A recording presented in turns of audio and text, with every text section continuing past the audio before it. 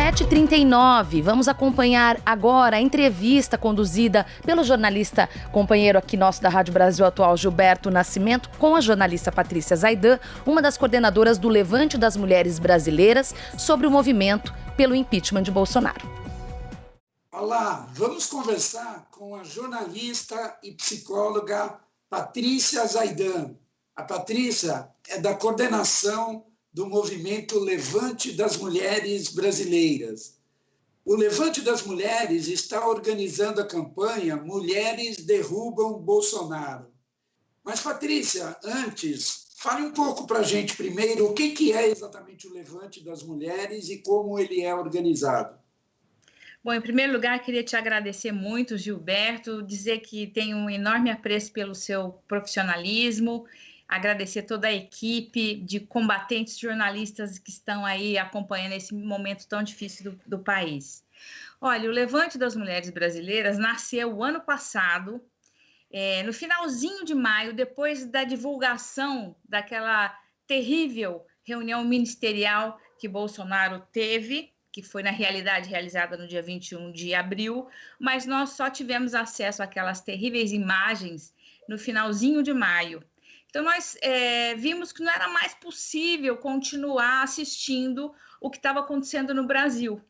E o Levante nasceu para juntar as organizações de mulheres, os movimentos, os coletivos, desde os pequenos até os maiores, de feministas do país inteiro, que têm métodos de luta muito diferentes, mas que defendem as bandeiras do feminismo, defendem a vida do povo brasileiro. Então, essas mulheres se juntaram, inclusive é bom acrescentar que não só os coletivos, mas também muitas ativistas independentes. Essas mulheres se juntaram e muito rapidamente produziram um manifesto, chamado Manifesto das Mulheres Brasileiras, pedindo para o Tribunal Superior Eleitoral cassar a chapa Bolsonaro-Mourão, pedindo para Rodrigo Maia abrir o processo de impeachment contra Bolsonaro, pedindo para a PGR que investigasse os crimes que Bolsonaro vinha cometendo até então, e também pedir ao Supremo que tomasse providências contra um presidente que atropelava a Constituição todos os dias, que mencionava trazer de volta a ditadura, fazia proselitismo do fascismo, fazia gestões para que as pessoas se armassem, não só gestões, como tomou medidas legais para que as pessoas pudessem se armar. Você imagina, ele liberou que crianças de 14 anos pudessem frequentar clubes de tiro. Então, o que aconteceu com isso? Muito maior número de feminicídio, muito maior número de meninos negros mortos nas periferias, pobres assassinados nas periferias. Então, lá naquele momento, em junho do ano passado, nós conseguimos muito rapidamente 45.500 assinaturas exclusivamente de mulheres. Nesse manifesto, nós apontávamos já os crimes que Bolsonaro estava cometendo e pedimos providência. Naquele momento, a gente já chorava 70 mil mortos. A gente já via que os ricos, os mais ricos, estavam enriquecendo ainda mais. Ali, naquele momento, a gente já via que o desemprego ia ser monumental. A gente percebia também que, embora tivesse uma porção de ações de ajuda, grandes empresas, para aparecer ou não no Jornal Nacional, colocaram seus recursos à disposição da população, doando cestas básicas e etc. Mas a gente já entendia ali que a fome alastraria de uma maneira terrível. Gilberto, por que isso acontece? Porque as mulheres, antes de qualquer instituição da República, muito antes do Congresso Nacional, muito antes das Cortes de Justiça, muito antes da velha mídia, as mulheres sabem por que o país fracassa, onde o Brasil fracassa e quando é que isso começa a acontecer. As mulheres, elas estão muito sozinhas, enfrentando os problemas da família e da sociedade, em grandes camadas, em grandes áreas da população. Por que eu estou dizendo isso? Na periferia, as famílias são majoritariamente coordenadas por suas mães, pelas mulheres. Você tem aí uma geração de mulheres de 30 anos que já são avós. Suas filhas adolescentes já têm até 2 filhos. São essas mulheres sozinhas também, Gilberto, que estão tentando proteger a vida dos seus filhos, para tentar fazer com que eles não sejam assassinados pelas milícias, não morram na mão de traficantes, não sejam atingidos pela polícia militar, que age indistintamente nas periferias brasileiras. Como continua acontecendo quase todo dia, toda semana, há um caso. Terrivelmente. Olha, tem uma frase do Krenak que eu acho assim lapidar, fantástica. Ele diz o seguinte: no Brasil, para todo lugar onde você olha, você vê guerra. Nós somos um país em guerra. Uma guerra terrível que está sangrando dentro de casa. Assim, a quantidade de mulheres mortas no final do ano é estarrecedora, é assustadora, mortas por seus companheiros ou ex-companheiros. Quer dizer assim, para onde você olha, há uma guerra em curso no país. Então, nós agora voltamos à carga com esses pedidos de impeachment urgente. É uma questão de salvar a população da morte. Voltamos à carga para exigir do Tribunal Superior Eleitoral a cassação dessa chapa. Esse problema já poderia ter sido resolvido. Está aí, nós estamos trabalhando com provas. É sabido o quanto essa eleição foi fraudada. De Bolsonaro, outro dia a Folha levantou 23 crimes que Bolsonaro cometeu. Tem um estudo maravilhoso da Faculdade de Saúde Pública, Saúde Pública e também a Conectas de Direitos Humanos, mostrando que não foi incompetência do governo Bolsonaro deixar que 215 mil brasileiros morressem. Foi algo planejado, foi algo... Está documentado isso. Essa pesquisa trabalhou com dados do Tribunal de Contas da União, com decretos e medidas do governo, inclusive medidas e contramedidas, que comprovam que, além do seu discurso, né, o seu discurso nas redes sociais, os discursos oficiais, suas aparições públicas na porta do Palácio da Alvorada, ou mesmo naquelas coisas que ele fez no começo da pandemia, acenos para o fim do Senado, do Supremo, a volta da ditadura. Além disso, no tocante à questão da saúde pública, esse estudo mostra, com base em mais de 3 mil documentos, que Bolsonaro criou uma estratégia de proliferação do vírus do coronavírus, do corona, acreditando que rapidamente, desta maneira, atingiríamos uma imunidade de rebanho e assim as pessoas voltariam logo a trabalhar. Tem um dado que é colocado no livro do Mandetta, ex-ministro da Saúde, que chama atenção, que quando ele era ministro, portanto, começo da pandemia, Bolsonaro entra na reunião com a caixinha da cloroquina e fala: olha, esta caixinha vai fazer o povo voltar a trabalhar. Então, assim, foram atos deliberados, foram discursos deliberados para que essa pandemia chegasse no caos que chegou.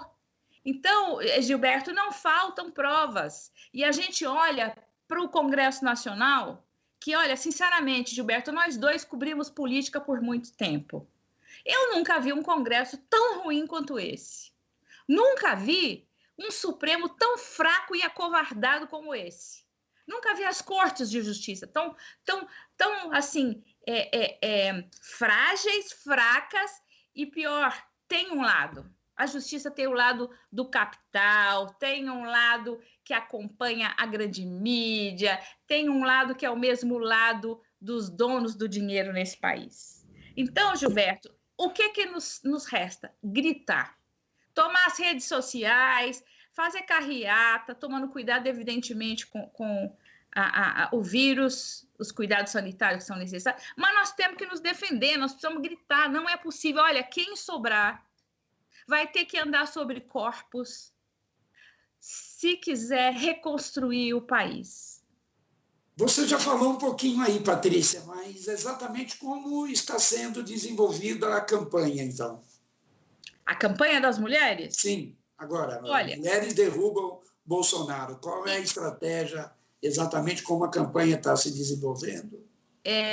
A gente entende que é preciso se juntar com todo mundo que tem outras iniciativas da mesma maneira, porque sozinho nós não vamos fazer nada. No domingo agora que passou, nós fizemos uma live que mostra muito o espírito dessa luta. Numa live de 2 horas, Gilberto, nós falamos com 17 grandes lideranças das mulheres. Estava lá a representante das trabalhadoras do sexo, a representante das trabalhadoras domésticas, a representante de ribeirinhos e quilombolas, a representante dos pescadores. Estava lá lideranças, mulheres de referência no combate ao racismo. A gente teve lá Vilma Reis e tantas outras companheiras. Nós tivemos uma Ialorixá, uma pastora luterana. Nós tivemos lá todas as áreas que nós pudemos reunir em 2 horas, porque não havia espaço para tanta gente, de mulheres que têm... Olha, Gilberto, foi impressionante, porque nós chamamos as mulheres, elas estão nos acompanhando dentro do Levante ou nos apoiando. Então, não houve uma combinação. Olha, aqui nós vamos defender o seguinte: fora Bolsonaro, mas Bolsonaro só não basta, tem que ser fora Mourão, fora todo esse governo que está aí, nós precisamos tomar o Ministério da Saúde e fazer parar as mortes. Quem pode fazer isso somos nós. Não houve um combinado nesse sentido, mas o discurso foi o tempo todo exatamente este. Que conclusão a gente chega, Gilberto? Que as mulheres estão sabendo o que é preciso fazer. E que as instituições e os partidos de esquerda não dão muita importância porque as mulheres estão falando. Entre nós há uma unidade. Nós não queremos que nossos filhos morram.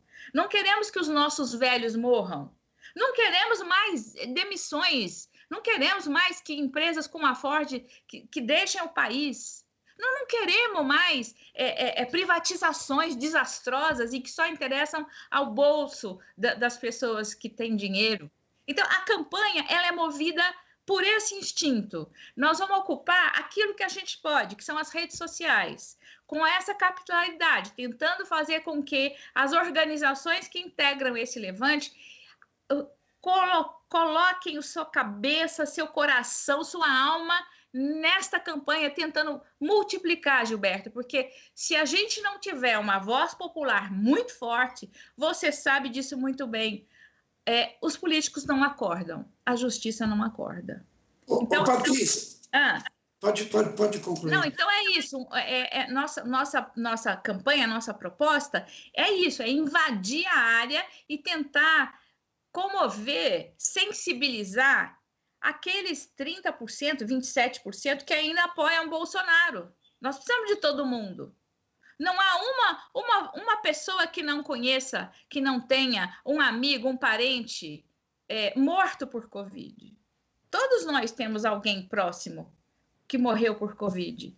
Então, nós precisamos sensibilizar essas pessoas. Ainda nós estamos distante desse momento. Essa que é a grande realidade. E nós queremos também interferir na condução dos processos aí da esquerda. Por que a esquerda, nesse momento, não se juntou fortemente para enfrentar isso? Está faltando um interlocutor que junte as esquerdas, porque nós vamos precisar disso.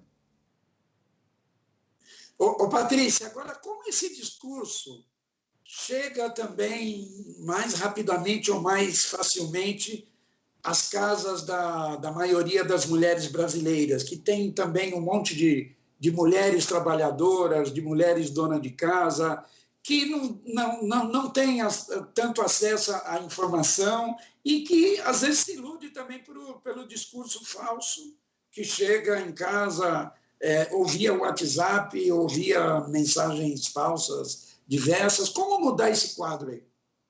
É um quadro difícil de mudar, porque, não sei se você notou, e isso me chamou a atenção, uma companheira do Levante, a Nilza Iraci, que é do GL10, Instituto da Mulher Negra. Numa reunião, ela disse, logo no dia seguinte do primeiro panelaço dessa temporada, ela falou, olha, as notícias que chegam das periferias são notícias de que as casas não fizeram o panelaço. O que a gente entende? Que, de fato, a nossa voz ainda não chegou a todos os cantos. As mulheres estão lá na periferia, sofrendo tudo isso que a gente descreveu aqui e enfrentando tudo que a gente descreveu aqui. Mas, de fato, elas têm, assim, um ponto de apoio, talvez o único ponto de apoio, uma igreja evangélica lá da sua rua, do seu bairro.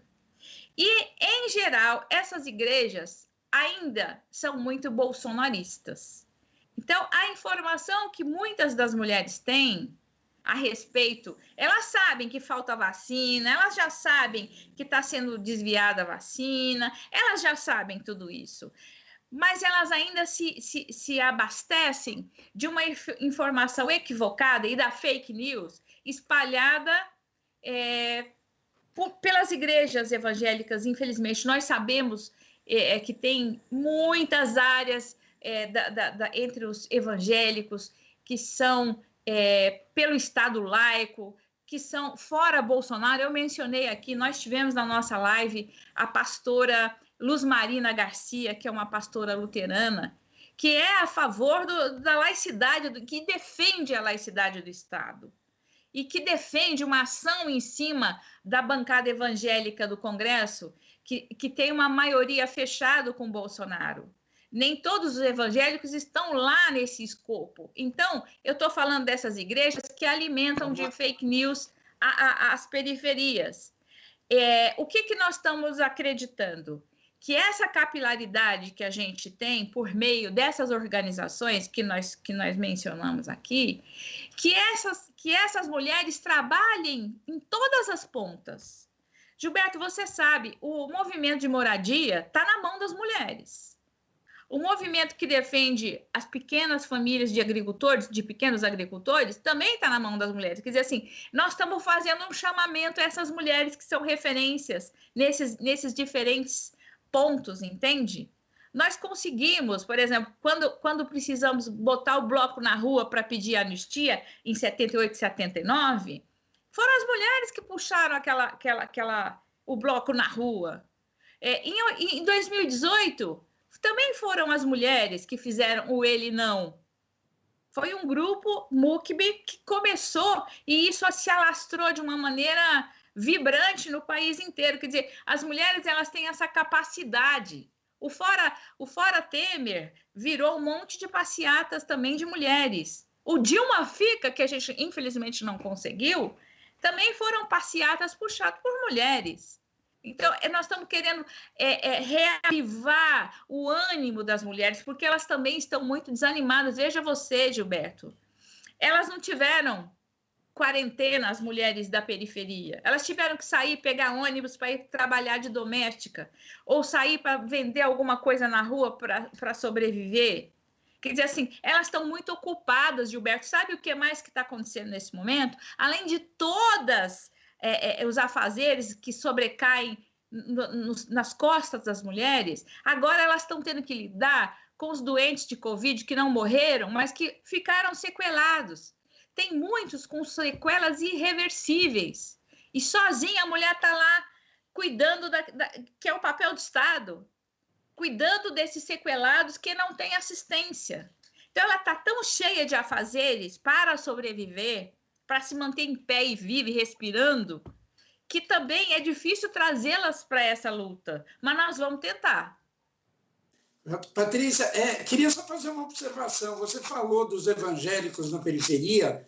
Tem bastante diferença o discurso das igrejas protestantes tradicionais, né, como a luterana, metodista e também presbiteriana, e as religiões neopentecostais, né, que são essas mais identificadas com o milagre, com a cura, com a teologia da prosperidade, que tem conseguido atrair muita gente das camadas mais pobres assim da população. E esses grupos são realmente os mais bolsonaristas. Mas eu queria que você falasse um pouquinho também dos avanços também que o Levante vem conseguindo, vem obtendo. Nas últimas eleições, por exemplo, o Levante elegeu 16 de 54 candidatos, né, a vereador que participaram das eleições, e muitas dessas pessoas eleitas são mulheres negras, mulheres trans. Fale um pouquinho aí sobre essa conquista. Se a gente não tem mulheres nos parlamentos fazendo leis, nós não avançamos. A gente precisa de mulheres nas prefeituras, nas assembleias legislativas, no Congresso Nacional e na Presidência da República. Esse ano, nas eleições municipais, a gente optou por centrar força nas candidatas a cargo de vereadoras, porque a gente precisava tentar ajudar a mudar a cara do legislativo brasileiro, que é misógino, que é racista, que é branco, que representa as elites financeiras, né? As elites intelectuais. Então, a forma em que a gente pôde participar do esforço das mulheres nessas eleições foi dessa maneira. Nós promovemos, acho que 19 programas nos Jornalistas Livres e na TV 247, dando voz para essas mulheres. Evidentemente, nós participamos desse esforço, né? O grande mérito é dessas mulheres mesmas. Eu me lembro de ter ouvido uma delas que estava brigando com o partido porque ela tinha tido R$900 de dinheiro da verba para a campanha, quando companheiros da mesma legenda, que foram considerados candidaturas prioritárias, tinham R$90 mil. Então, assim, elas brigaram, inclusive, com seus partidos para ter direito a um espaço de se candidatar e de colocar sua voz.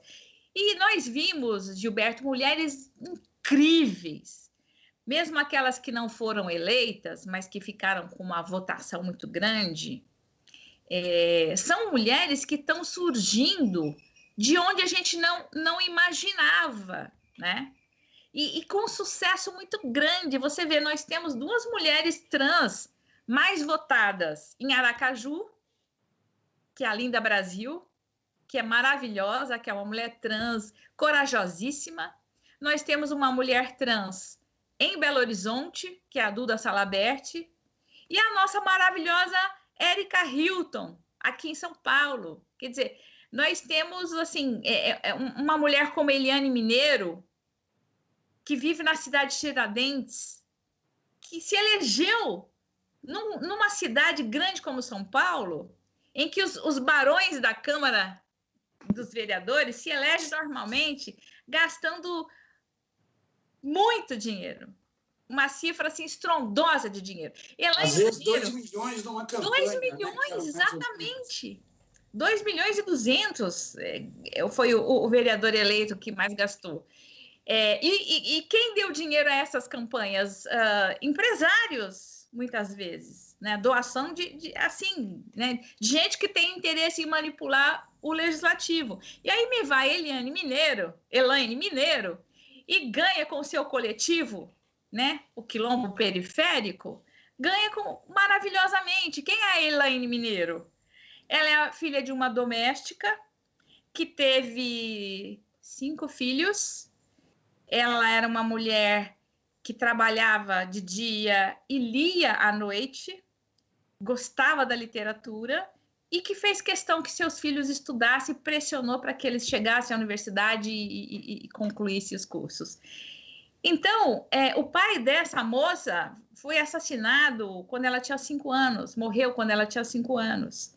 Quer dizer, assim, ela vem com uma carga, com uma bagagem para o Legislativo de São Paulo, que é possível que ela chacoalhe a forma de reagir ali dentro. Você sabe muito bem, os acordos são fechados ali no cafezinho, quem vai votar e como. Sabe, quando você tem uma Érica Hilton, uma Elaine Mineiro, fala, opa, peraí, essas mulheres chegam com uma nova lógica política. Elas são uma estética política nova, é um outro jeito de ser mulher, né? Então, isso abala a rotina da Câmara Municipal de São Paulo, e isso vai acontecer em muitos outros lugares. Então, o Levante teve muito orgulho de participar, mesmo que colocando um tijolinho na eleição dessas mulheres tão valorosas. Patrícia, o tempo, infelizmente, já está se encerrando, mas se você quiser mandar um último recadinho rápido sobre a campanha, para chamar as mulheres à participação, pode falar. Eu acho que eu quero mandar um recado para os políticos de esquerda, viu? Que ouçam essas mulheres. E mandar um recado para eles que se entendam rapidamente, que se componham. Sabe aquele papel que fez Brizola nas eleições de 89? Que ele ficou ali pertinho da votação do Lula para ir para o segundo turno e não foi? No dia seguinte, ele falou, vamos juntar em torno do Lula. E isso foi possível, a eleição, em parte, se deveu a isso, porque as esquerdas e as pessoas de boa vontade do centro entenderam que era preciso estar ali com Lula. Evidentemente, ele não foi eleito Collor, mas aquele momento foi importante para a democracia. Eu quero falar com essas pessoas para dizer que a população vai pressionar, mas a população sozinha não fará nada. Nós precisamos dos políticos de esquerda juntos agora. Nós temos eleição na mesa da Câmara e um dos dois que forem eleitos, dois mais bem cotados, qualquer um deles significará ponto para o Bolsonaro avançar. Então, nós precisamos tomar medidas mais urgentes, nós precisamos decidir de forma mais rápida. E a esquerda precisa estar lá nessa discussão aí da presidência da Câmara de um outro jeito, e se juntando para poder puxar esse cordão junto com a população. Eu acho que é esse minha aflição do momento. Eu tenho também a alegria de estar com essa esperança, mas a minha aflição é a esquerda que está dormindo ainda. Ok. Obrigado pela entrevista, Patrícia. Parabéns aí pelo trabalho, sucesso. E a gente volta... Esse trabalho é das mulheres, viu, Gilberto? Mulher não faz nada sozinha, não. Claro. Tem uma frase que eu quero deixar aqui, que foi dita na live pela mãe Márcia de Ogum, que é assim, não há guerra que mulher não vença. Eu estou me segurando nessa frase, Gilberto. Com certeza. Corrigindo, parabéns a todas as mulheres brasileiras. E muito obrigado pela entrevista. Eu te agradeço, meu irmão. Obrigada. Abraço, valeu, obrigado. Tchau, tchau. Tchau, tchau. Tchau, obrigado. Aqui você ouve as notícias que os outros não dão. Jornal Brasil Atual.